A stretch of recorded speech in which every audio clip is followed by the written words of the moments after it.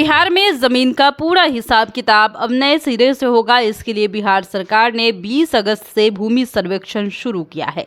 यह सर्वेक्षण राज्य के 45,000 से अधिक गांवों में होगा। इस सर्वेक्षण में जमीन पर बने मकानों और दूसरे चीजों की भी जानकारी देनी होगी। जमीन सर्वे में पारंपरिक बंटवारा नहीं होने पर भी लोग शामिल हो सकते हैं।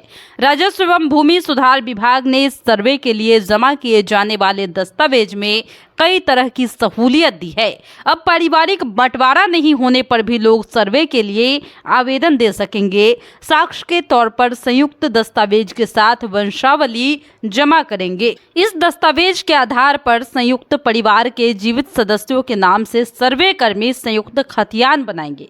इसी तरह सर्वे के लिए दिए जाने वाले आवेदन के साथ पुराना रसीद भी साक्ष्य के तौर पर जमा करने की सुविधा है।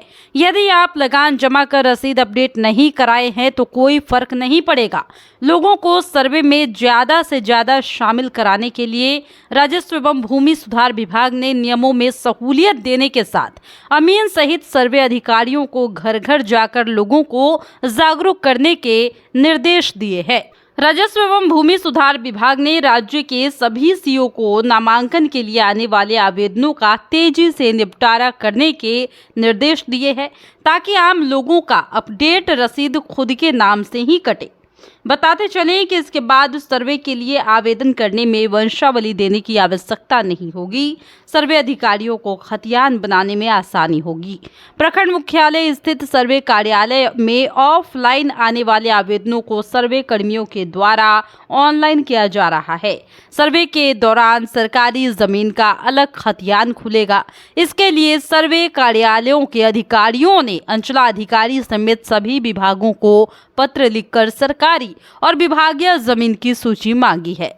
सरकारी जमीन में विभागीय जमीन के अलावे गैर मजरूआ आम और खास केसरे हिंद भूदान इत्यादि शामिल है। सर्वे कार्य में किसी तरह की समस्या होने पर आम लोग राजस्व एवं भूमि सुधार विभाग के टोल फ्री नंबर 1800-3456-215 पर फोन कर सकेंगे और शिकायतों का समाधान किया जाएगा। बिहार में भूमि सर्वे क्यों हो रहा है, ये भी जानना जरूरी है।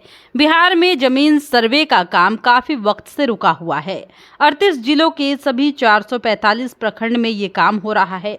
ड्रोन और जीपीएस के इस्तेमाल से जमीन की माप और सीमांकन हो रहा है। इससे मालिकाना हक और विवादों को सुलझाने में आसानी होगी।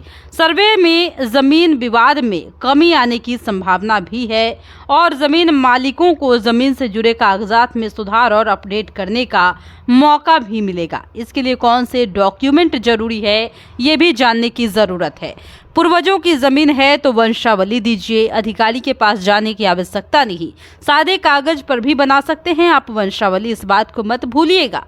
खतियान नहीं रहने पर केवाला यानी कि डीड और रसीद यानी कि मोटेशन से काम चल जाएगा। बिहार में पहला लैंड सर्वे साल 1890 के बाद शुरू हुआ था, जो कि 1920 यानी 30 सालों तक चला था। 1980 से पहले के जमीन के खतियान और बंटवारे के दस्तावेज कैथी लिपि में है। 2011 में लैंड सर्वे के लिए एक्ट बनाया गया।